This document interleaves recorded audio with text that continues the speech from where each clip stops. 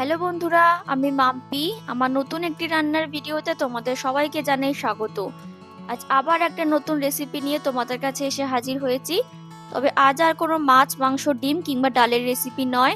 আজ তোমাদের সাথে শেয়ার করব সুজির বরফি। এই সুজির বরফি বানানো কিন্তু একদমই সহজ।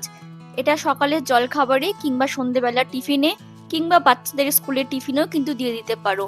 বাচ্চারা তো বটেই, বড়রাও কিন্তু খেতে খুবই ভালোবাসে। তাহলে চলো তোমাদেরকে দেখিয়ে দিই এই সুজির বরফি তোমরা কিভাবে চটজলদি বানিয়ে নিতে পারবে। আজকে খাবারটা বানানোর জন্য যে উপকরণগুলো লাগছে চলো সেগুলো আগে তোমাদের দেখিয়ে দিই। দেখো, এখানে আমি সুজি নিয়ে নিয়েছি। এখানে 100 গ্রাম সুজি আছে। আর 100 গ্রাম সুজির জন্য আমি নিয়েছি 250 ml দুধ। আমি দুধটাকে প্রথমে জাল দিয়ে এখন ঠান্ডা করে রেখেছি। এখানে আছে ঘি, এদিকে আছে চিনি, নুন, 3টে এলাচ, আর আছে কাজু বাদাম। কাজু বাদামগুলোকে আমি ভেঙে এরকম 2 টুকরো করে রেখেছি। তাহলে এই হচ্ছে আজকের খাবার বানানোর উপকরণ। প্রথমে গ্যাসের মধ্যে একটা কড়াই বসিয়ে দেবো, আর কড়াইটা ভালো করে গরম হয়ে গেলে এখানে দিয়ে দেবো 2 চামচের মতো ঘি।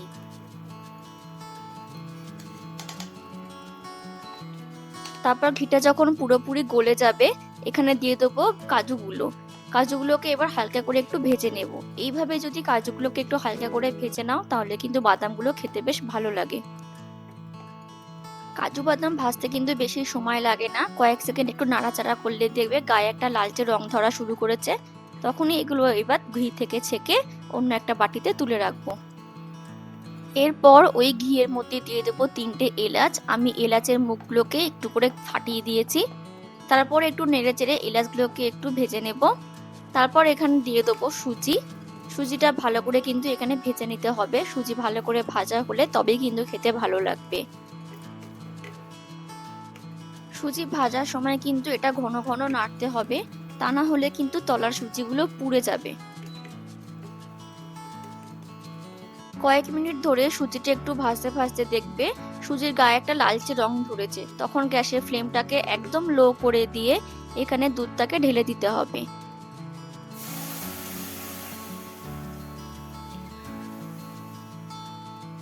আর তার সাথে দিয়ে দেবো সামান্য একটুখানি নুন। তবে নুনটা কিন্তু এখানে অপশনাল, তোমরা চাইলে স্কিপও করতে পারো।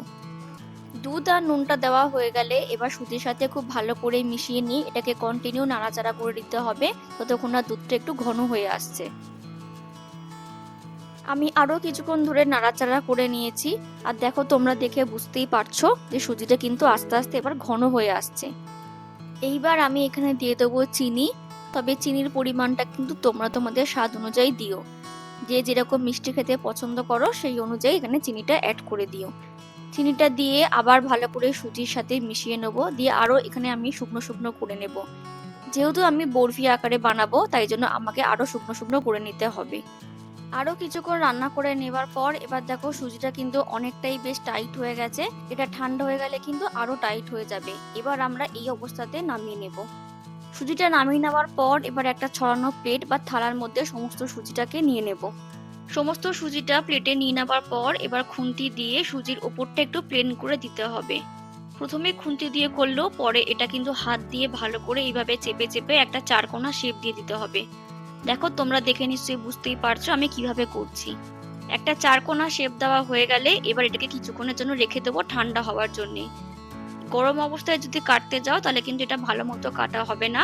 ফিরে এলাম বেশ কিছুক্ষণ পর, এটা কিন্তু এবার ঠান্ডা হয়ে গেছে অনেকটাই।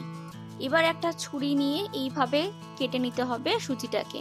দেখো আমি কিভাবে কাটছি। প্রথমে এরকম লম্বা লম্বা দাগ করে কেটে নিতে হবে।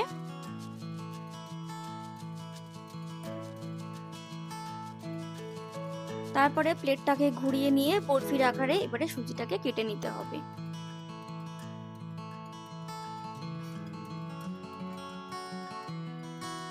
পুরো সুজিটার উপরে বরফি আকারে কাট লাগানো হয়ে গেলে এবার আমাদের এখানে লাগবে আগে থেকে ভেজে রাখা কাজু বাদামগুলো।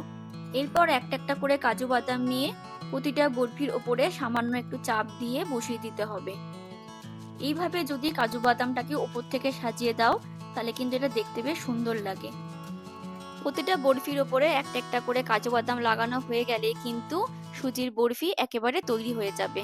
চলো এবার তাহলে তোমাদেরকে আজকে সুজির বরফি একটা একটা করে প্লেটে সাজিয়ে তোমাদের পরিবেশন করে দেখাই। তাহলে আমার আজকের রেসিপি ছিল সুজির বরফি, একেবারে কিন্তু পরিবেশনের জন্য তৈরি হয়ে গেছে। এইভাবে কিন্তু তোমরা বাচ্চাদের টিফিনেও দিয়ে দিতে পারো, তারা কিন্তু হাসি মুখ করে খেয়ে নেবে। দেখো এখানে আমি সবকটা বরফি সুন্দর করে প্লেটের মধ্যে সাজিয়ে নিয়েছি। দেখে কতটা সুন্দর লাগছে। এইভাবে কিন্তু কাজু বাদামগুলো সুজির ওপরে সাজিয়ে দেবে। তাহলে বন্ধুরা, আমার আজকের রেসিপি এই মিষ্টি মুখ করা সুজির বরফি তোমাদের কেমন লাগলো প্লিজ কমেন্ট করে জানিও। ভালো লাগলে একটা লাইক করে দিও আর আমার চ্যানেলটাকে সাবস্ক্রাইব করে দিও। দেখা হবে পরের অন্য কোনো একটা রান্নার ভিডিওতে। ততক্ষণের জন্য ভালো থেকো, সুস্থ থেকো এবং অবশ্যই সাবধানে থেকো। টাটা।